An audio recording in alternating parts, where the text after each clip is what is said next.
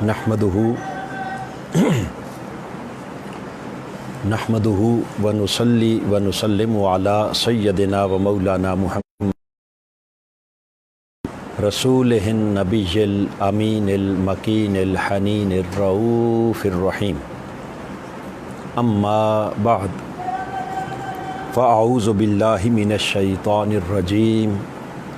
बिस्मिल्लाहिर रहमानिर रहीम।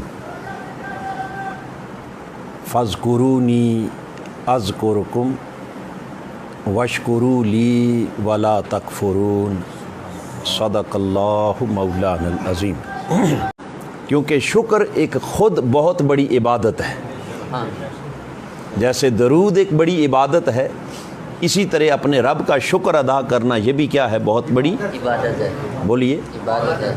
और ऐसी महबूब इबादत कि खालिक कायनात ने जिसका ख़ुद हुक्म दिया कुरान मजीद के अंदर। रब कायनात ने फरमाया, ए मेरे बंदो फ़ज़्कुरूनी अज़्कुरुकुम, तुम मेरा ज़िक्र करो मैं तुम्हारा ज़िक्र करूँगा। तुम मुझे याद करो मैं तुम्हें याद करूँगा। और जहाँ अपने ज़िक्र का हुक्म दिया वहीं साथ रब कायनात ने फरमाया वश्कुरू ली, ए मेरे बंदो हर वक्त मेरा शुक्र अदा किया करो। हर वक्त मेरा हर हाल में मेरा शुक्र अदा किया करो। मेरी हर नेमत पर शुक्र अदा करो, मेरे हर इनाम पर शुक्र अदा करो, मेरी हर करम नवाजी पर अपना मेरा शुक्र अदा करो। और जहाँ शुक्र के अदा करने का हुक्म दिया वहीं साथ फरमाया वाला तकफुरून, और कभी अपने रब की नाशुक्री ना करना।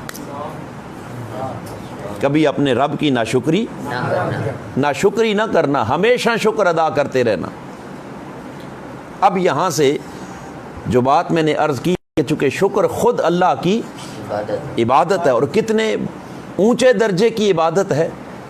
खालिक कायनात ने जहाँ इरशाद फरमाया वश्कुरूली, मेरा शुक्र अदा करो, वहाँ साथ इरशाद फरमाया वाला तकफुरून, नाशुक्री ना करना। और शुक्र के मुकाबले में नाशुक्री के लिए अल्लाह पाक ने जो लफ्ज़ इस्तेमाल किया वो है कुफ्र। नाशुक्री के लिए लफ्ज़ क्या इस्तेमाल किया, बोलिए वाला तकफुरून। आयत करीमा के ज़ाहिर अल्फाज का माना ये बनता है कि लोगों शुक्र किया करो, कुफ्र ना किया करो। क्या करो, शुक्र करो और कुफ्र ना करो। तो बारी ताला इस कुफ्र से मुराद क्या है, ये बात सोचने वाली है। कौन सा कुफ्र? इस कुफ्र से मुराद क्या अल्लाह की तौहीद का इनकार है? नहीं। इस कुफ्र से मुराद क्या ज़रूरियात दीन का इनकार है? नहीं। रिसालत का इनकार? नहीं। शरीयत का इनकार? नहीं। ये तौहीद इलाही और रिसालत मुहम्मदी और शरीयत मुस्तफ़ी के इनकार वाला कुफ्र नहीं। इस कुफ्र से मुराद अल्लाह की नेमतों की नाकदरी और अपने रब की नाशुक्री। अपने रब की क्या करना? तो नाशुक्री को खालिक कायनात कुफ्र कह रहा है, और उसके मुकाबले में रब कायनात फरमा रहा है वश्कुरू ली, अगर तुम कुफ्र से बचना चाहते हो तो आओ हर वक्त मेरा शुक्र अदा किया करो। हर वक्त मेरा क्या करो? शुक्र अदा करो। क्योंकि नाशुक्री क्या है अल्लाह की निगाह में, यानी इतना मज़मूम अमल है कि कुरान ने उसे कुफ्र से ताबीर किया। किससे ताबीर किया? कुफ्र से। और फिर एक मुकाम पर नहीं।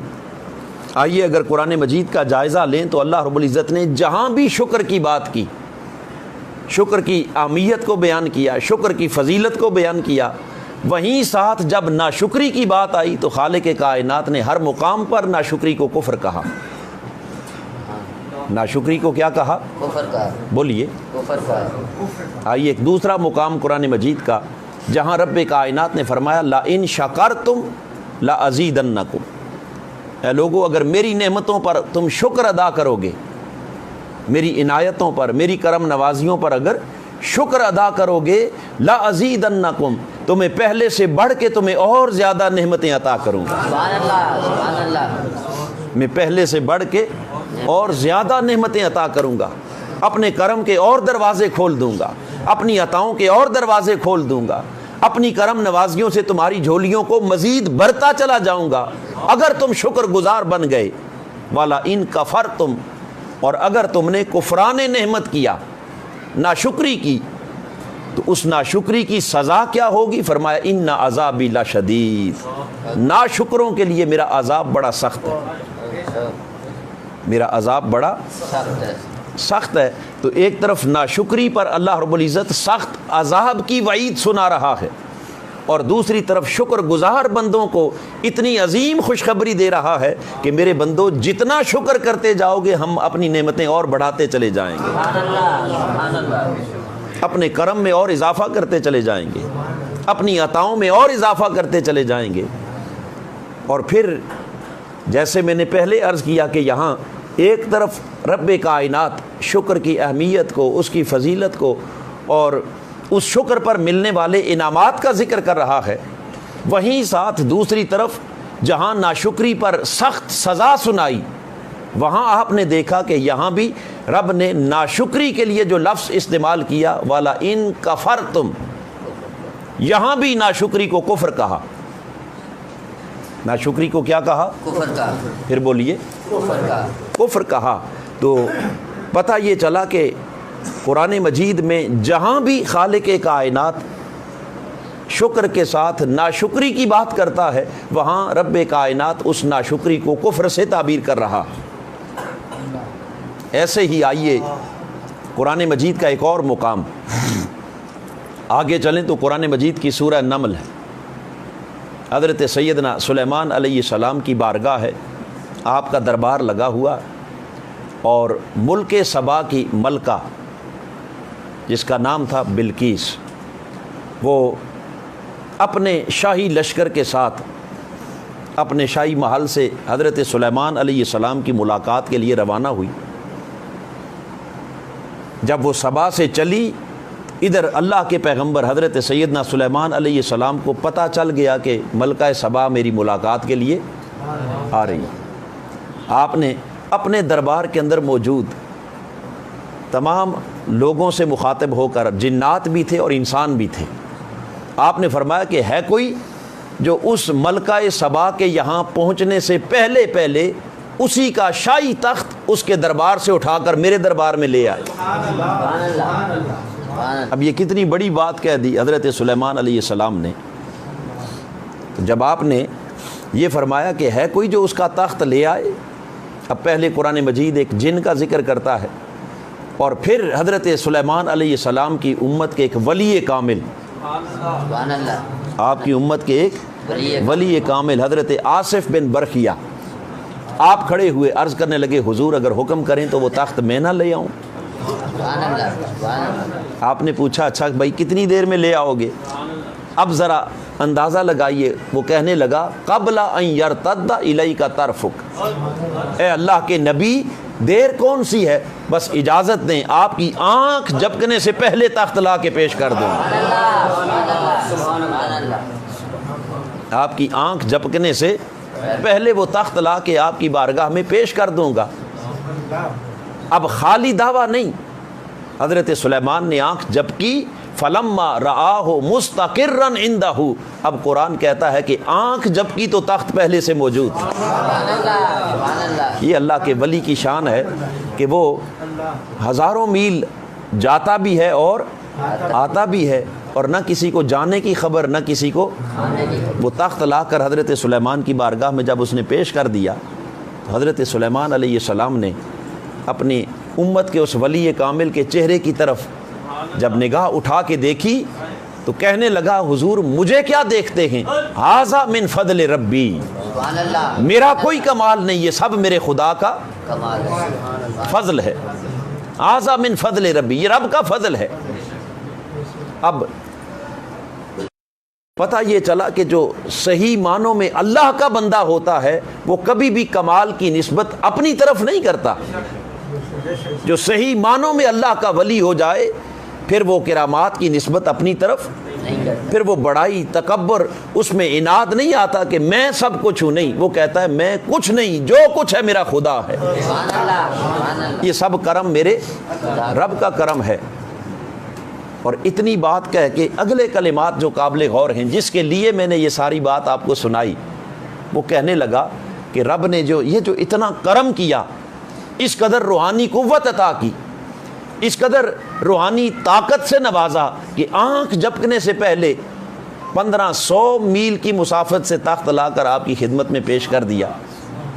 وہ کہتا ہے کہ یہ کرم ہوا کیوں؟ یہ بات قابل دھیان ہے. یہ کرم ہوا کیوں؟ اس پر وہ کہتا ہے لیبلونی، در حقیقت میرا رب مجھے آزمانا چاہتا ہے. سبحان اللہ. میرا رب مجھے، بولیے، میرا امتحان لینا چاہ رہا ہے، مجھے آزمانا چاہتا ہے، مجھے پرکھنا چاہتا ہے. کس بات کی آزمائش؟ کس شے کی پرکھ؟ آگے حضرت سلیمان کی امت کا وہ ولی کامل کہتا ہے لیبلونی اشکر ام اکفر. رب کائنات اتنی بڑی طاقت دے کر پرکھنا چاہتا ہے کہ بندے اب دیکھتا ہوں کہ کیا میرے اس انعام پر شکر کرتا ہے یا کفر کرتا ہے. سبحان اللہ سبحان اللہ. میرے اس کرم پر شکر کرتا ہے یا کفران نعمت کرتا ہے. تو پتہ یہ چلا حاضرین محترم، یہ بات بڑی قابل دھیان ہے. پتہ یہ چلا کہ آزمائش کبھی رب کچھ لے کے آزماتا ہے اور کبھی رب کچھ دے کے آزماتا ہے. بے شک. ہم سمجھتے ہیں کہ شاید جب کوئی تنگی آئے، تکلیف آئے، پریشانی آئے، بیماری آئے، سختی آئے، وہی آزمائش ہوتی ہے. نہیں، یہ تنگی، بیماری، سختی یہ ایک چھوٹی آزمائش ہے. اور اللہ کی بڑی نعمتوں کا ملنا، مال کا ملنا، دولت کا ملنا، جاہ و منصب کا ملنا، کرسی کا ملنا، اقتدار کا ملنا، تخت کا ملنا، یہ اس سے کہیں بڑی آزمائش ہے. چھوٹی آزمائش میں تو ہر کوئی خدا کا شکر کرتا ہے، مگر بڑی آزمائش میں انسان اپنے رب کو انسان بھول جاتا ہے.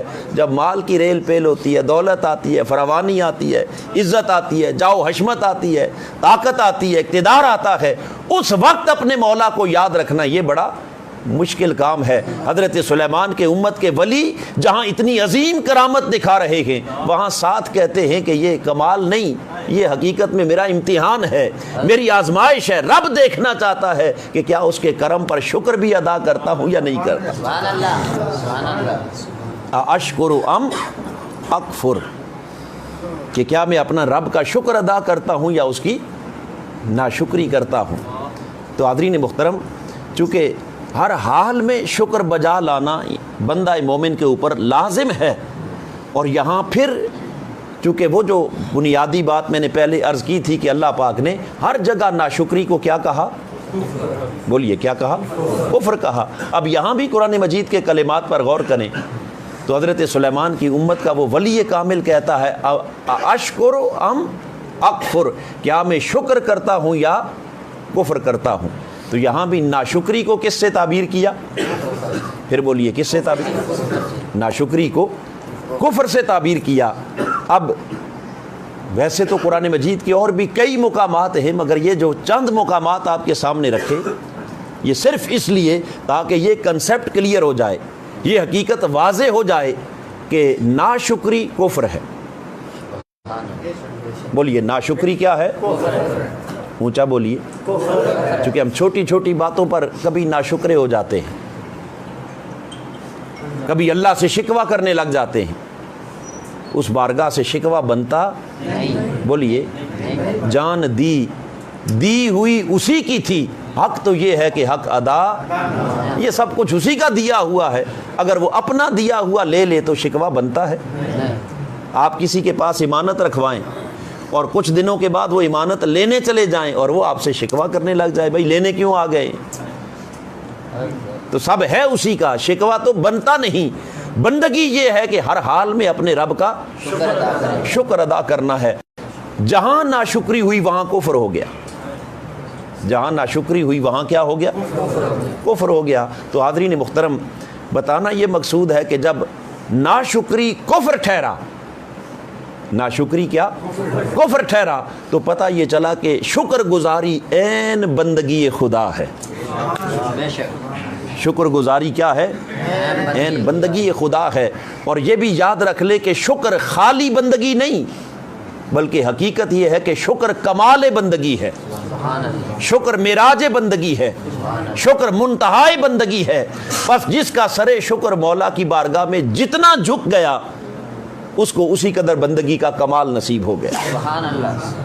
جس میں جتنے جذبات تشکر پائے گئے اور جو جتنا رب کا شکر گزار بن گیا، سمجھ لیں کہ اس کی بندگی اتنی کامل ہو گئی، اور جس کے شکر گزاری میں جتنی کمی آتی گئی اور جس قدر ناشکری آتی گئی، یوں سمجھ سب کچھ کر کے بھی وہ اللہ کی بندگی سے محروم ہو گیا، وہ اللہ کی بندگی سے۔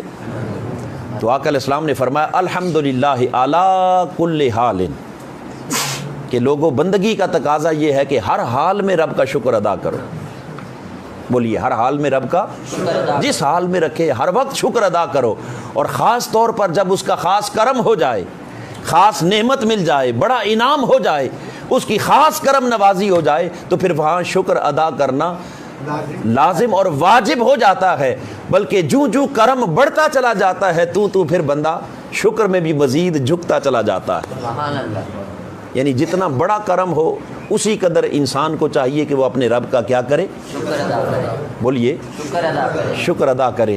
اب حاضرین محترم، چونکہ مجلس تشکر تھی، میں نے چند کلمات اس حوالے سے عرض کیے کہ اس کی اہمیت کیا ہے، اور اپنی گفتگو کو ختم کرنے سے پہلے جہاں ہم اللہ کی بیش بہا نعمتوں پر شکر ادا کرتے ہیں، صحت اللہ کی نعمت ہے، مال اللہ کی نعمت ہے، اولاد اللہ کی نعمت ہے، موت کے منہ سے بچ کے آ جانا یہ اللہ کی نعمت ہے، سبحان اللہ۔ عزت اللہ کی نعمت ہے، یہ سب اللہ کی نعمتیں ہیں، ماں باپ اللہ کی نعمتیں ہیں۔ وہاں کائنات انسانی کے لیے رب کائنات کی سب سے بڑی نعمت اور رب کا سب سے بڑا انعام، اور کائنات انسانی پر میرے رب کا سب سے بڑا احسان، اگر کوئی سب سے بڑی نعمت اور بڑا انعام ہے تو اس انعام کا نام وجود محمد مصطفیٰ ہے۔ سبحان اللہ۔ سبحان اللہ۔ چونکہ آقا دو جہاں کی آمد کا مہینہ، اس کی آمد ہے، تو لہٰذا بتانا یہ مقصود ہے کہ میرے آقا کے وجود سے بڑا انعام، حضور کی ذات سے بڑی نعمت، آقا کی ولادت سے بڑا کرم، اتنا بڑا کرم کہ جس کو خالق کائنات نے فرمایا لقد من اللہ علی المؤمنین اذ بعث فیہم رسولا، کہ ایمان والو ہم نے تمہارے اوپر بڑا احسان کر دیا۔ سبحان اللہ۔ کیا کر دیا؟ بڑا۔ احسان کر دیا۔ حالانکہ اللہ نے جتنی نعمتیں بھی دیں، اس دنیا کی نعمتیں دیں، آخرت کی نعمتیں دیں، جان دی، مال دیا، اولاد دی، والدین دیے، عزت دی، بادشاہیاں دیں، دولت دی، سب کچھ دیا، حتیٰ کہ اپنے نیکوں کے لیے اللہ نے جنت بنائی، اس کے باغ و بہار بنائے، حور و قصور بنائے، نہریں بنائیں، باغ و بہشت بنائے، مگر کسی نعمت کو بنا کر یہ نہیں کہا کہ میں نے تمہارے اوپر بڑا احسان کر دیا۔ فرمایا احسان کیوں جتاؤں؟ احسان تو اس نعمت پر جتایا جاتا ہے جس پر دینے والے کو بھی ناز ہو، سبحان اللہ۔ سبحان اللہ۔ جس پر دینے والے کو بھی ناز ہو۔ فرمایا تمہارے لیے یہ بڑی نعمتیں ہیں، کسی کے لیے دولت بڑی شے ہے، کسی کے لیے بادشاہی بڑی شے ہے، کسی کے لیے جنت بڑی شے ہے، کسی کے لیے حور و قصور بڑی شے ہے۔ رب فرماتا ہے میرے لیے تو ان کی کوئی حقیقت حیثیت نہیں ہے، میں ان پر ناز کروں تو کیوں کروں؟ مولا پھر تجھے ناز ہے تو کس پر؟ فرمایا دنیا والو تم اپنی دنیا پر ناز کرو، اور نیکو کارو تم اپنی آخرت پر، جنت پر ناز کرو۔ میں ساری کائنات کا رب ہوں، نہ مجھے دنیا پر ناز ہے نہ آخرت پر، مجھے ناز ہے تو اپنے محبوب محمد مصطفیٰ پر ناز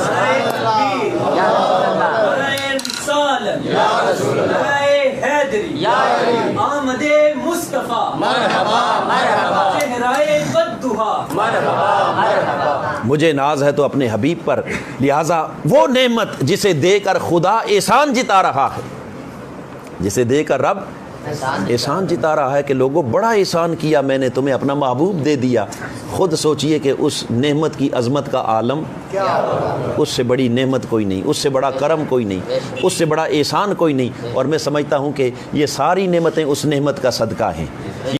تو جہاں ہم اپنی دیگر نعمتوں پر ہم اللہ کا شکر بجا لاتے ہیں، اور شکر بجا لانا چاہیے، یہ اللہ کی عبادت بھی ہے، بندگی بھی ہے، خدا کا حکم بھی ہے، اس طرح آئیے آگے، چونکہ ماہ ربیع الاول ہے تو اس ماہ ربیع الاول میں ہم آقا دو جہاں کی ذات اقدس جو اس کا سب سے بڑا انعام ہے، اس انعام پر اپنے رب کا شکر بجا لائیں اور اس شکرانے کے طور پر حلقات درود اپنے گھروں کے اندر قائم کریں۔ ہر گھر کے اندر حضور کے درود کا حلقہ ہو، آقا کی میلاد کی محفل ہو، نعت کی محفل ہو، اور جتنی اللہ نے جس کو جو استطاعت دے رکھی ہے اپنی طاقت کے مطابق وہ تاجدار کائنات کے میلاد کی خوشیاں منا کر اپنے مولا کا شکر ادا کرے۔ کیا ادا کرے؟ شکر ادا کرے، کیونکہ شکر بندگی ہے اور ناشکری، بولیے ناشکری، اللہ پاک ہمیں اس کفر سے محفوظ رکھے اور ہمیشہ اپنی بندگی کی توفیق عطا کرے، ہمیشہ اپنے شکر گزار بندوں میں شامل فرمائے۔ آمین۔ وما علینا الا البلاغ المبین۔